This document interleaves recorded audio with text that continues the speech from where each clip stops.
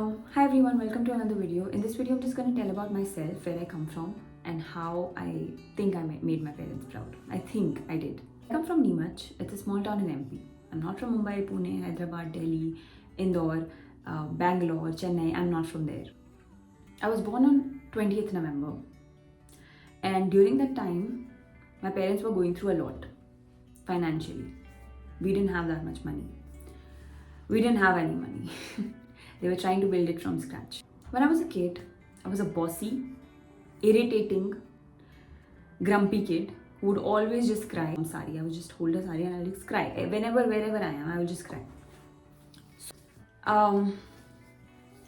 I studied in Neemuch, wanted things my way. मतलब मुझको ऐसा लगता था कि मुझे जो चाहिए वो मुझे चाहिए. स्कूल भी बहुत सारे चेंज किए. मेरी सिटी में आई थिंक कुछ स्कूल्स थे 2-3, मैं उन सब में गई हूँ.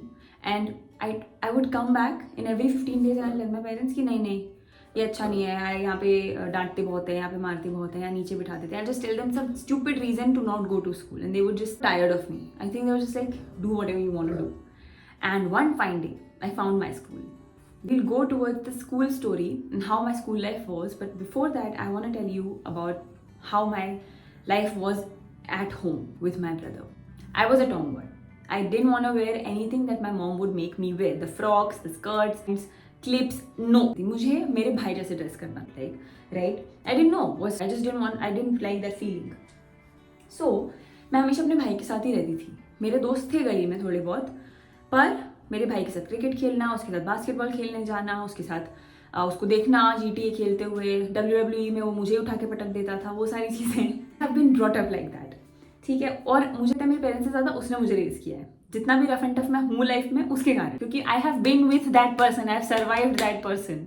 Okay, so I think I am a very tough person. Yes, I cry easily. I can fight after crying for an hour. Most younger sisters will resonate with me on this, that हमारे लिए एक hero होते हैं. हमें लगता है कि वो कुछ भी कर सकते हैं.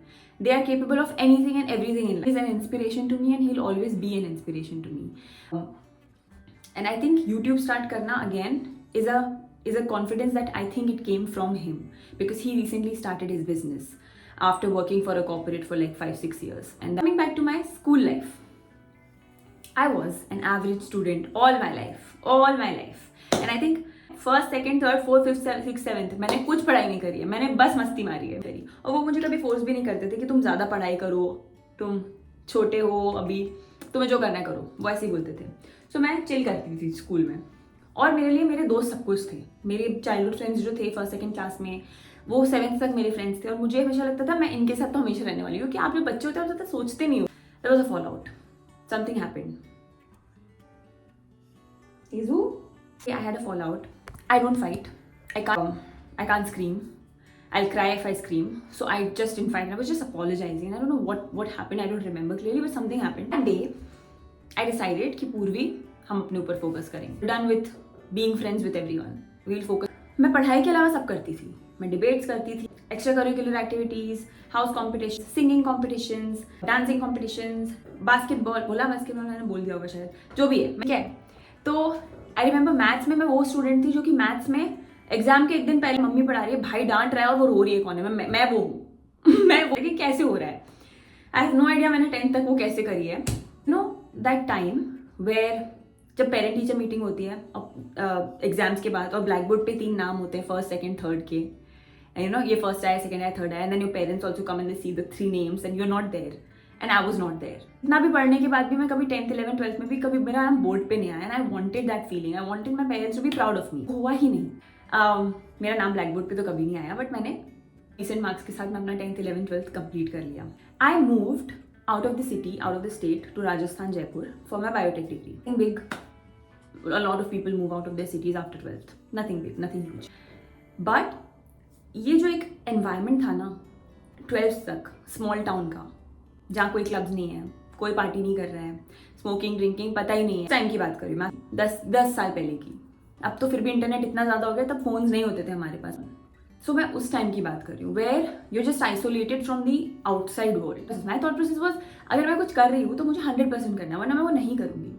And that also again came from my brother. उसने एक दिन बोला था मुझको कि अभी बोलिए, बट मैं अभी बोलते हैं मुझे सब घर पे. उसने बोला था अभी तुझे जो करना है लाइफ में तू कर, पर अपना 100% दे उस चीज़ को, क्योंकि तुझे नहीं पता वो चीज़ तेरी लाइफ में कब वापस काम आ जाएगी. I was like fine, I just do this for now and we will see. तो 1 महीना मैंने ट्राई किया to being around guys. I was not used to that. I was not used to being around guys apart from my only brother. And I made friends. I made a lot of female friends, and I'm not someone who always hangs out in a group. I just can't. It just doesn't work with me. ज़्यादा से ज़्यादा मेरे कोई 2 friends होंगे बहुत close. One day I got an opportunity to go to Europe. How? It's a long story, but I got an opportunity. It was an exchange program that was happening there. So I took it. मेरा यही problem है, मैं हर चीज़ मुझे करनी है, मुझे पता नहीं है वो कैसे होने वाली, पर मुझे करनी है. उन 2 महीने मुझे ये समझ में आ गया कि बायोटेक्नोलॉजी मेरे लिए नहीं बनी है. मतलब मैं 3 साल से डिग्री कर रही हूँ और मैं इधर यूरोप भी आ गई हूँ ये इंटर्नशिप करने. पूरा मैं कैसे मना करूँ घर वालों को कि मुझे नहीं करनी. तो मैंने क्या किया, मैं घर आई यूरोप से और मैंने मना कर दिया. मैंने बोला मैं नहीं करने वाली हूँ, करो जो करना है. I am so grateful to my parents that they agreed to whatever I wanted to do, because honestly I am a very fickle minded person. मैंने बोला अब मैं यूएस जाऊंगी. मैं वहाँ जाके पढ़ाई करूंगी.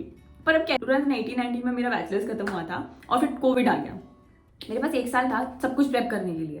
मैंने अपना रेज्यूमे बनाया, सीक्वल किया, पाइथन किया, आर किया, कोर्स ढूंढ भी किया जिससे मेरा रेज्यूमे बिल्ड हो जाए. बिकॉज क्या होता है यूएस में, दे वांट 4 साल की कोर्स. सो मैंने एक डिस्टेंस लर्निंग प्रोग्राम भी किया. सब कुछ करने के बाद मैंने अपना सारा प्रोफाइल बनाया, resume and all of that. I told them that I have to go and all of that. मैंने अप्लाई भी कर दिया. नाउ कम्स, जब यूनिवर्सिटी सिलेक्ट हो गई तो कम्स अ डिस्कशन कि पैसे कैसे आएंगे. लिविंग रूम में मम्मी पापा मेरे भाई ने बैठ के करी थी कैसे आएंगे पैसे. ठीक है, हमने लोन लिया. I put my house on mortgage. देखो घर बहुत इंपॉर्टेंट चीज़ होती है और किसी के पास एक घर है तो उसके लिए तो बहुत ही ज़्यादा इंपॉर्टेंट है. मैंने मॉर्गेज कर दिया था. तो मेरे दिमाग में बस ये था कि मुझको अभी जॉब चाहिए. मेरे दिमाग में और बस पढ़ाई करनी है और मैं वही करती थी. मैं और क्योंकि as a person I am someone who needs to be extremely focused in order to achieve something. And I started studying and then I realise कि इंटर्नशिप भी इंपॉर्टेंट है. क्रेडिट्स मिलते थे इंटर्नशिप करने के लिए.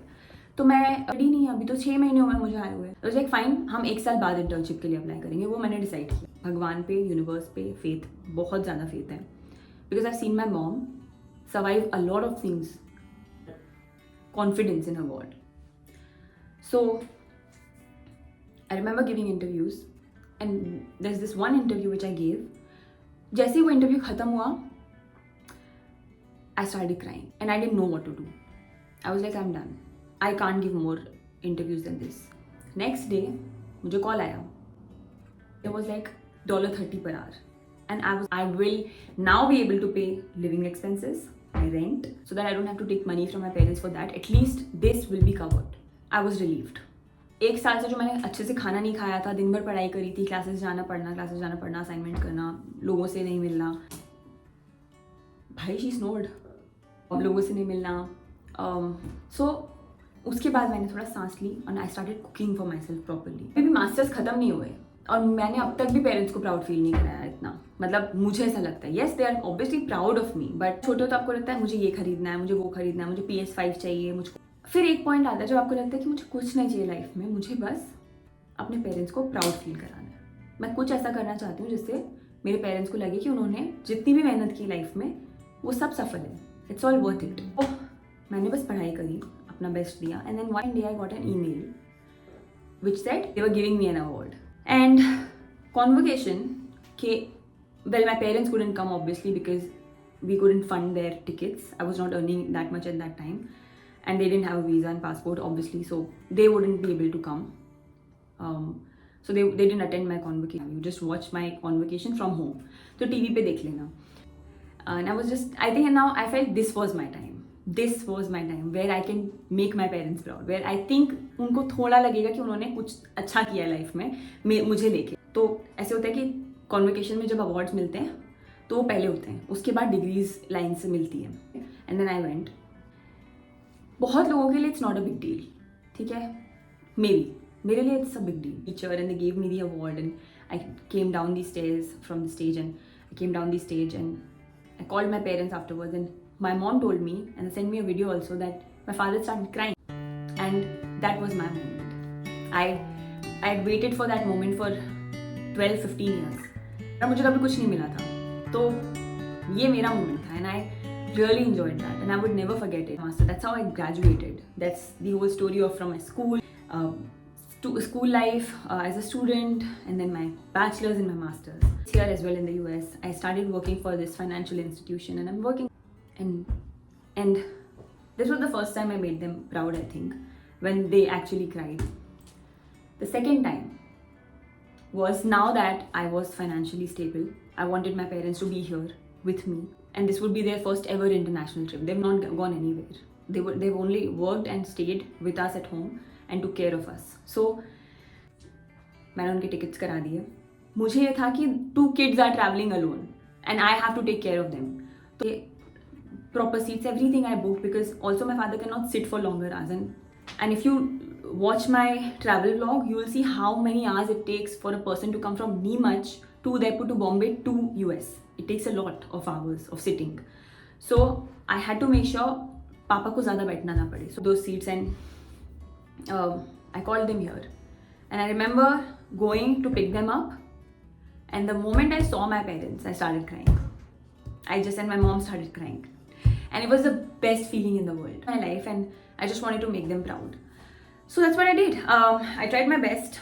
So I brought them home. I made sure उनके पास सब कुछ हो. Mom, I remember जब मैं domestic flight में उनको अपने university दिखाने ले जा रही थी from DC to Syracuse, and I gave my mom AirPods. उनको AirPods, and she looked at outside the window of this plane, and she started crying. Again, a very heartfelt moment that we both shared. Same thing जब मैं उन्हें Niagara Falls लेके गई या cruise पे लेके गई यहाँ पे DC में. Her life has been extremely tough. Her father passed away when she was 21, and she got married, and everything else just was not falling into place. And then I showed them Niagara Falls, and then I booked all 3 of our tickets, and then Hazel brought them back home as well when I was like, I didn't want them to travel alone. So yeah. So and then I came back.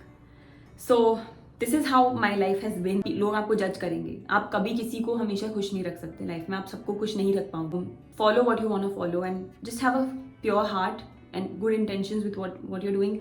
Yeah, a little bit from my journey. Thank you very much.